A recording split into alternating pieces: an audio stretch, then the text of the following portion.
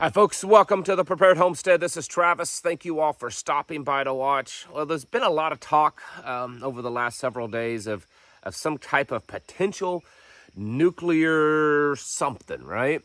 We've been talking about for a couple of times the stuff going on in Ukraine with Russia and the nuclear power plant. There's been threats to that. I've talked about that yesterday.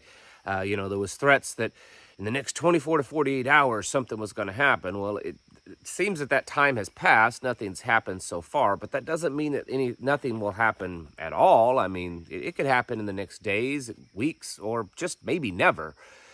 But I will say that there seems to be a lot more talk intensifying when it comes to the potential for some type of nuclear something. Okay, something involving nuclear. And I think that we should probably be aware of that and should probably make sure that our preparations for any type of nuclear radiological attack, even something that could affect us, we should be made aware of it and make appropriate preparations. There have been rumors, and I say rumors only because anything coming out of Ukraine right now, whether it has to do with Russia or Ukraine, is so difficult to confirm. We're just going to call it rumors. But there's been rumors that both the Ukrainian military and the Russian military have really upped their nuclear preparedness levels. That they have been, making sure that they have the equipment, masks, all of that kind of stuff in case something like that happens. And I know that a lot of you might say, well, that's over in Ukraine, that's over in Russia, and while that would be bad, and it certainly could cause the war to expand into NATO, it's not directly affecting me here. And you could be correct in that. But there are some things happening here at the home front that does seem to indicate that there could be a potential threat here in America. I was talking to a friend the other day, and I said, this is really what we're seeing happen with Russia and China and just the whole movements and what we're seeing play out when it comes to potential World War III scenario. It's really the first time since the War of 1812 that the Americans here at home were at a serious potential threat from an outside force. Now, of course, there was the Civil War, but that was all mostly inside fighting. But I'm saying that the real potential for some type of enemy adversary striking us here in the homeland, that's something that Americans have never really had to worry about. That could change, and so we have to be prepared for that. Here in America, there has been off and on shortages or slowdowns in the economy or in the supply chain when it comes to nuclear supplies. Something like the little pills that you take just in case you get irradiated. Different equipment at different times. It seems like there's a buying up of it. There's been reports over the last year of government agencies buying up and hoarding the potassium iodide. But there's also been some other intel that I have personally been getting, and that's really where I want to hone in on today's video, sharing that with you. One of the pieces of intel comes from someone that's a very close personal friend of mine, someone that I trust, someone that I know is not lying to me. Maybe he was lied to, but he himself, I assure you, is not lying to me.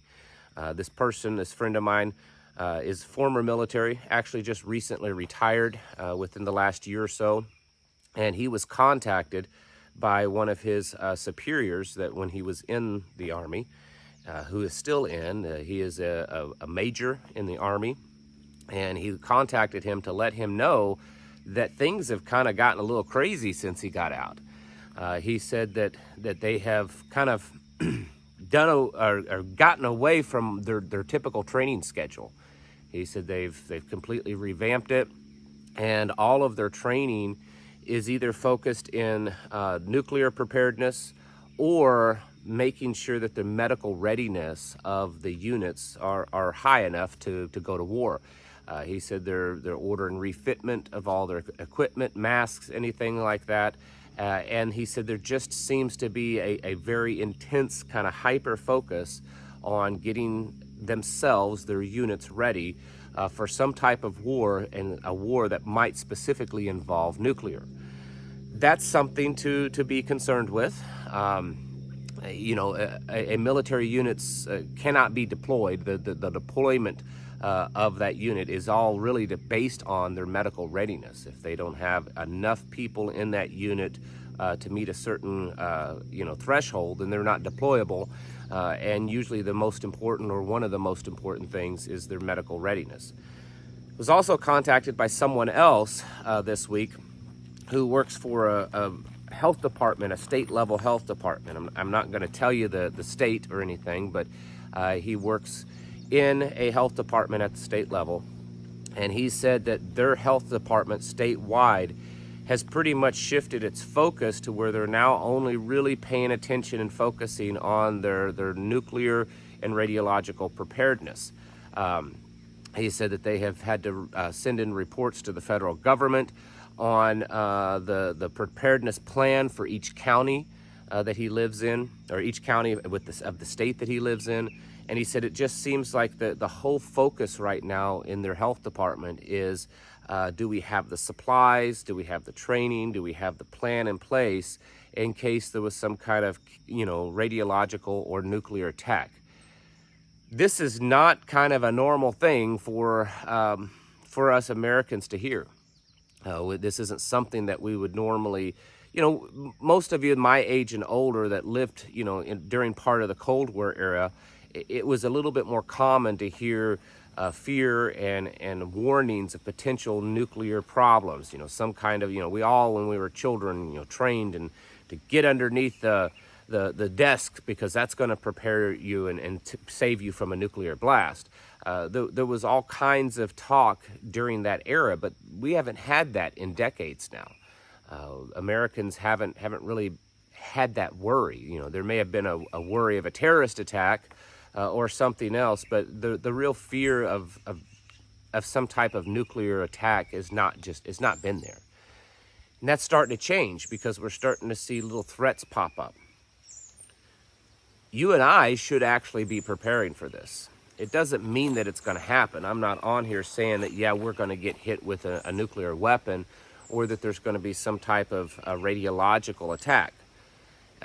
Even if the power plant in Ukraine gets hit, even if there's some kind of meltdown, even if there was some type of Chernobyl incident, that doesn't necessarily transpire to something like that happening here in the United States. But looking at how things are transpiring when it comes to geopolitical matters between us, Russia, China, NATO, North Korea, Iran, I think it would be foolish to discount all that. We're starting to hear, just like the intel that I just gave you that came to me, there's little tidbits like that all over that are kind of starting to leak out, or people are starting to pay attention to. That it does appear like that this nation, the military, the government, is planning for potential that has some kind of, whether they've sat down and they've crunched the numbers or not, or they have some type of direct threat that they're not telling us. It does appear that a nuclear war or radiological attack is now prominently on their radar. And so I think it should be for us also. Of course, it's difficult for a lot of us because many people don't know how to prepare for that. You've probably watched in movies that, and your idea of some kind of nuclear attack is just everybody dies. That's not necessarily true. It depends on where you're at. Location.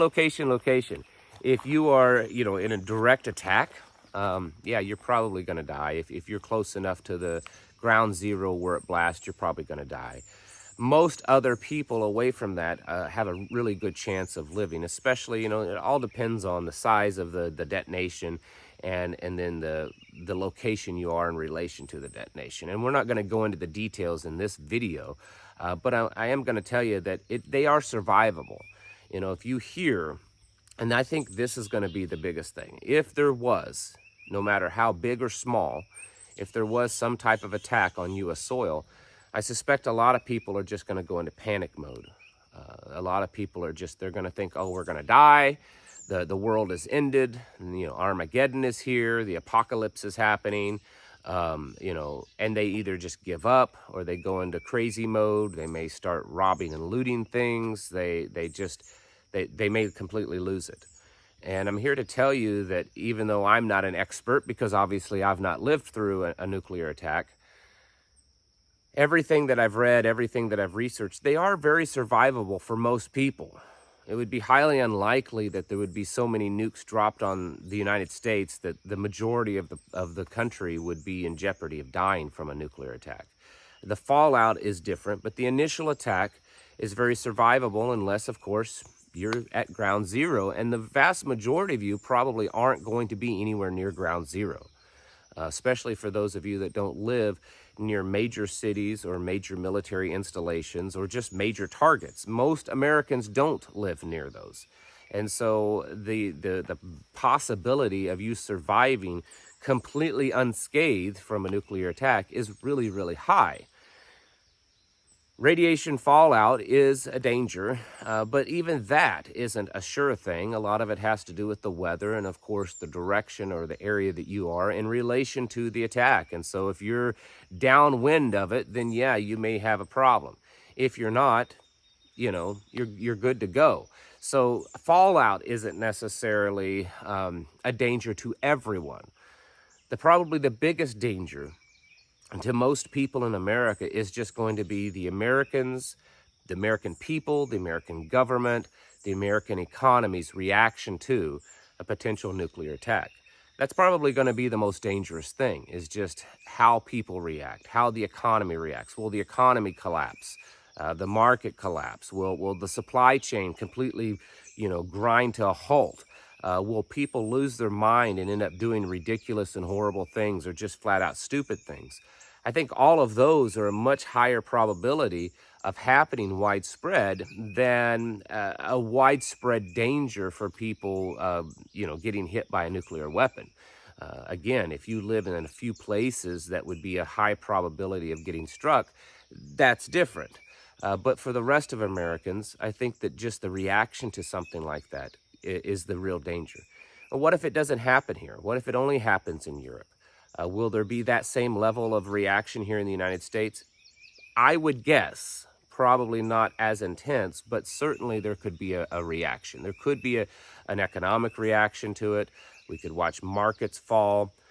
We could watch banks fall. People do bank runs. We could watch people run to the stores and try to stock up and watch supplies in stores, store shelves empty out very, very quickly, much like what you would see during a hurricane, but maybe more widespread. There could be a level of panic even if a nuke doesn't get detonated on our soil. We are getting closer to the time that could possibly happen. I'm not saying it will. I'm not making any promises. I'm not making any predictions. I'm just saying that when you look at how things are going, Ukraine now is saying that they're going after Crimea to take it back, and that they have the United States' blessings on it. This morning in the news, it came out that the United States is sending cluster munitions over to Ukraine. These kinds of maneuvers that the United States and Ukraine is involved in against Russia could very well prompt Russia to use a nuclear weapon against Ukraine. It's possible that they would feel cornered or that they would feel that the threat is directly upon Russia, and so that they could use a nuclear weapon. They've stated as much, especially when in regards to Crimea. They have actually said that they could possibly use one. And so we're getting closer to that point that we could actually see a nuclear weapon being detonated on this planet somewhere. And we should act accordingly, and we should prepare ourselves accordingly, because even if it's not directly on us, even if there's no danger for you being nuked, for you being, living under some kind of fallout, the repercussions, the ripple effect globally of what will happen when a nuclear weapon is detonated on this planet under these conditions, I think could potentially be great, especially if it's here in the United States. But even if it's abroad, I think that we could see a ripple effect of problems. And so we should be on our guard and prepared for that. Reevaluating your preparedness level, reevaluating what your plan is when, the electricity goes out, when communications go out, when you can't go to the bank and get your money out. What do you do? What do you do when you show up to the grocery store and there's 1,500 people in line and there's nothing on the shelf? What's your plan when that kind of situation happens? What's your plan when there's looters and rioters all over the place, much like what we've seen in France or, here in the United States a few years ago? What's your plan for that? Do you have one? Are you ready in case that kind of stuff happens? Because this is a scenario that could happen very quickly, not something that might take weeks or months to transpire. But if a nuclear weapon is detonated, the reaction could be nearly immediate. And so this is something that could happen within days, hours, or just moments from the time that you're watching this video. And so we have to become prepared for that because what we might have to deal with could be severe. It may not be the end of the world. It may not be a direct threat to you in the sense that you could die from that nuke. But the reaction by the people could make life difficult, and you need to be prepared for that. And when we see that our own government is rapidly making preparations, in fact, the two sources that I talked about in this video, both of them said kind of the same thing, that there seemed to be this intensity to hurry up and get this done, this intensity to rapidly get up our readiness level when it comes to nuclear response. So I would suggest that you do the same thing. Because it's just one of those things. If you know about it and you do nothing about it, well, then you're a fool. And don't be that. Be prepared and get your houses in order. Make sure you're preparing yourselves mentally, physically, and spiritually. Thank you for watching, and I'll catch you in the next video.